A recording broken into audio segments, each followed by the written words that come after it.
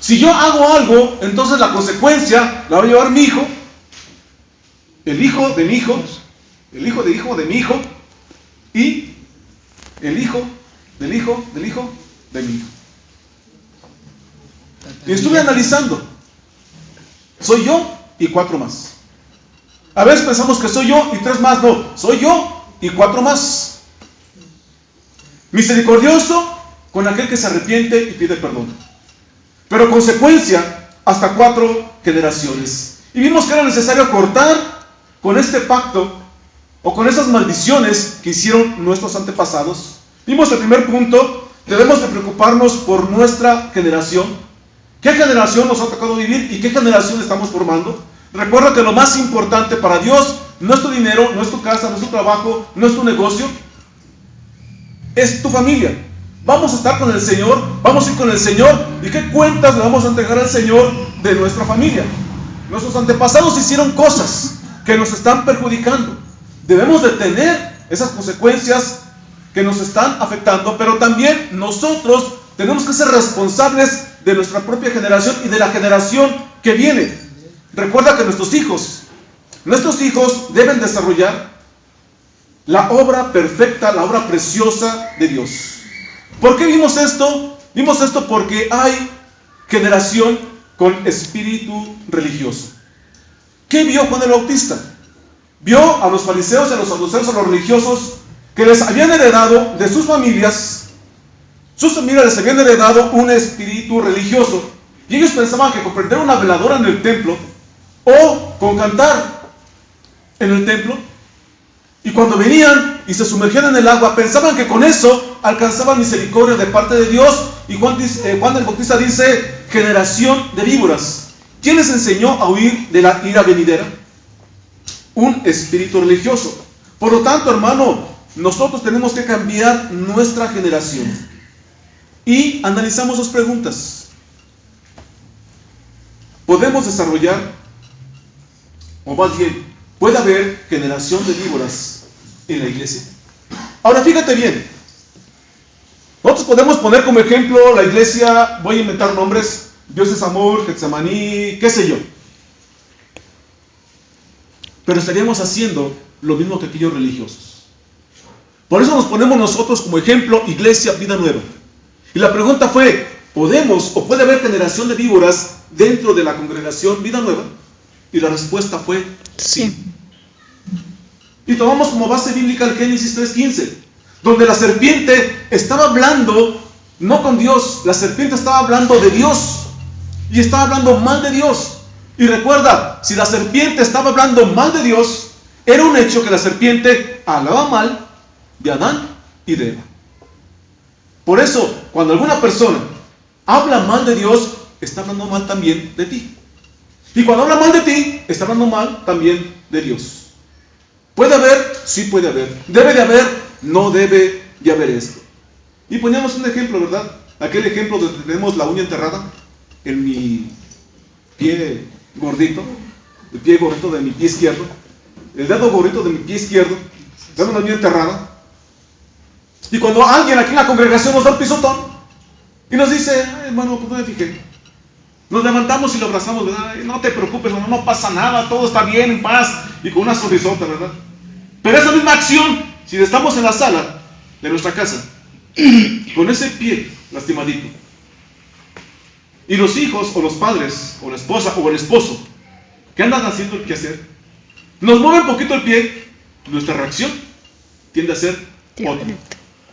Y es lo que dice Juan el Bautista: generación de víboras. Dios nos invita a que seamos igual, aquí y allá. Donde quiera que estemos, donde quiera va a estar Dios. Por lo tanto, hermano, portémonos de una forma correcta. Para quien está apuntando, este punto tiene 4 incisos. Y el primer inciso empieza con esta pregunta: ¿por qué iba Jesús a las fiestas? ¿Por qué iba Jesús a fiestas? ¿Por qué? ¿Por qué? Celebramos este acto. la cena del Señor. Pero Jesús dice que no la va a volver a hacer con sus discípulos hasta que esté con su Padre. Que la vamos a volver a hacer en las bodas del Cordero. En unas bodas, ¿por qué se denomina boda? Vamos a dialogar, ¿eh? ¿Por qué? Hay una alianza. ¿Entre quién? Hablando terrenalmente, un hombre y una mujer. Generalmente, ¿verdad? Y debe de ser entre un hombre y una mujer. Y entonces, en esa alianza, en ese pacto, en ese compromiso, en ese contrato legal, ¿qué pasa? Hace una fiesta. Se celebra una fiesta. Hay una fiesta. Cuando estemos con el Señor, dice que vamos a estar celebrando las bodas del Cordero. ¿Quién es el Cordero? Jesús. Dios. ¿Y con quién se va a casar? Con nosotros, que somos la iglesia. Entonces va a ser una boda preciosa y hermosa. Viene Jesús por su novia, que somos nosotros, la iglesia, y entonces se va a casar. Y estaremos celebrando las bodas del Cordero. ¿Pero qué vamos a hacer allá? ¿Qué va a haber allá? Fiesta. Fiesta. Cuando tú vas a una boda, ¿qué hay? Hay fiesta. El tema es polémico y no quiero que nadie se me vaya a ir con otra idea, con otro concepto, con otra idea. Generalmente cuando hay bodas o fiestas de 15 años en la congregación, casi todo el tiempo la gente me pregunta: pastor, ¿puedo bailar el vals? Si es quinceañera me dice: ¿puedo bailar el vals, pastor? Si es una boda me dicen: ¿podemos bailar el vals? Otros me dicen: pastor, ¿podemos poner música del mundo en nuestra fiesta? Otros me preguntan: pastor, ¿podemos bailar? Otros me dicen: pastor, ¿es pecado bailar? En la Escritura, hermano, hay cosas que Dios nos deja. Otro de los lemas de los discípulos de Cristo es: donde la Biblia habla, nosotros vamos a hablar. Donde la Biblia calla, nosotros vamos a callar. ¿Me explico? ¿Dónde habla la Biblia? Juan 14:6 dice: Jesús dijo: yo soy el camino, la verdad y la vida, y nadie viene al Padre si no es por medio de mí. Y como eso es claro, nosotros lo decimos y lo pregonamos. Solamente en Jesucristo hay salvación. Pero entonces, ¿qué hay con respecto al baile? La Biblia no te dice que sea pecado bailar, pero tampoco la Biblia te dice que tú puedes bailar. Entonces, ¿qué vamos a hacer, pastor? Y como la mayoría de las personas, una inmensa mayoría de las personas, somos gente de forma. ¿Cómo de forma? Nos gusta que nos digan, pues sí, pues no. ¿Por qué? Porque no nos gusta estar pensando. Simplemente creemos que papá y mamá, como nos decía al principio, digo, no hagas esto. ¿Por qué? Porque te digo que no, punto. Ah, bueno, pues no lo hago, se acabó. Y crecemos, llegamos a ser adultos, llegamos a la iglesia y traemos eso todavía. Queremos que el pastor nos diga sí y no y se acabó. Y para el pastor es muy fácil y es muy sencillo decir eso. Ah, no lo haga. ¿Por qué? Pues porque no. ¿Pero por qué no? Ah, porque es pecado y lo inventamos. Y entonces la gente no lo hace porque el pastor dijo que era pecado. O hágalo. ¿Pero por qué? Pues porque yo digo. ¿Pero por qué? Ah, porque no es pecado. Ah, lo hago porque el pastor dijo que no era pecado. Y sabes que eso es incorrecto. Para el líder es muy práctico hacer esto. Es más, si no fuéramos creyentes en Dios, sería ideal. Ideal. Por eso ves que la gente del mundo maneja masas. Y la gente va y se deja mover. Porque mucha de la gente no piensa, no razona, no analiza. Y entonces simplemente hacen las cosas o no las hacen porque el líder dijo que se hicieran o dijo que no se hicieran. Venimos al camino del Señor. Venimos a la iglesia de Dios. ¿Qué vamos a hacer? ¿Hacemos lo mismo? Dice Juan 8:32: y conocerás la verdad, y la verdad os hará libres. Y conocerás la verdad, y la verdad os hará libres. ¿De qué te va a hacer libre? Conflictuados. ¿De qué te hace libre? Santifícalos en tu palabra es verdad. Si yo leo la Biblia, Dios me hace libre. ¿De qué me hace libre? Me hace libre de aquellas figuras religiosas, y esto incluye en nuestra congregación. Me hace libre de que el pastor simplemente se le ocurrió decirme que eso es pecado o que eso no era pecado.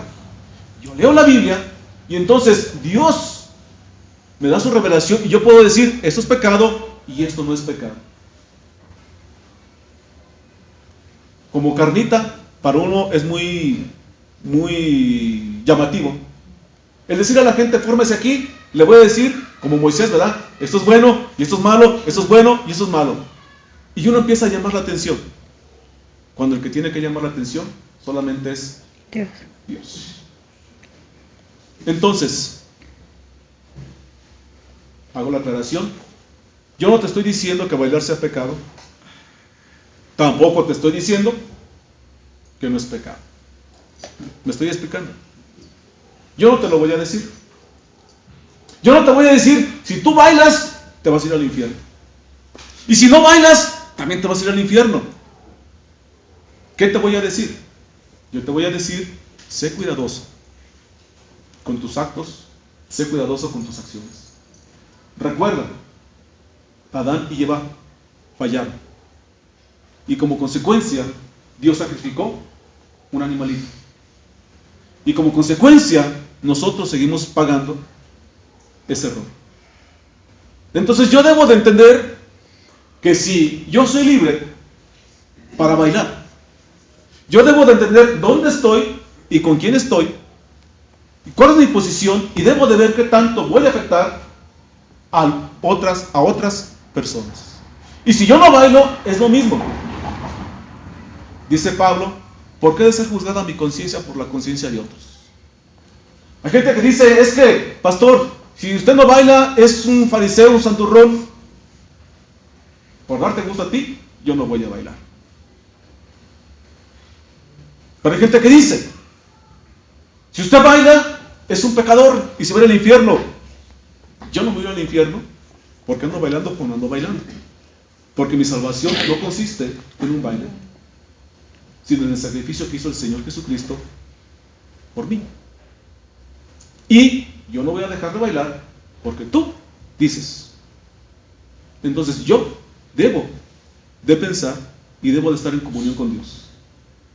¿Qué voy a hacer? ¿Por qué Jesús iba a las fiestas? ¿A cuáles fiestas fue?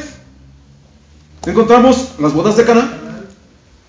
Encontramos que cuando viene Jesús a la casa de María, Marta y Lázaro, le hicieron una fiesta en su honor. Vemos que Jesús iba a fiestas y estaba sentado a la mesa con publicanos y pecadores. ¿Por qué iba Jesús a las fiestas? ¿Por qué? Repito, no te me vayas así. Si al final del sermón quedó alguna duda, de favor te acercas conmigo. No quiero malos entendidos. ¿Por qué Jesús iba a la fiesta? San Juan 2, 1 y 2 nos dice: al tercer día, juntos por favor, al tercer día se celebró una boda en Caná de Galilea, y la madre de Jesús se encontraba allí. También había sido invitados a la boda de Jesús y sus discípulos. La pregunta es, ¿por qué iba Jesús a la fiesta? La respuesta está ahí. ¿Por qué iba Jesús a la fiesta? Porque había sido invitado. ¿Por qué Jesús fue a la fiesta? Porque había sido invitado. Mira, quiero que visualices, que te imagines esta escena que te voy a narrar.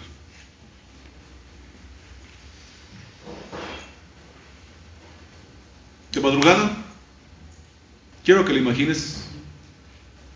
De madrugada, Medio Oriente, no hay luz, no hay postes. De madrugada, está amaneciendo. Van 6 hombres caminando por un estrecho camino. Está saliendo el sol. y el sol le pega en sus espaldas. El sol hace que la sombra de estos 6 varones se alargue delante de ellos. 6:30, 7 de la mañana, ya salió el sol. Los hombres se ciñen sus ropas, se acomodan su ropa, hace frío. Van por ese estrecho camino. A ambos lados del camino hay pasto, hay hierba. Se ve el rocío. Se siente frío, fresco. Se siente ese rocío en los rostros de esos varones. Son 6 hombres comunes. Van 6 hombres caminando. Se ven hasta cierto punto inseguros. Pero un paso delante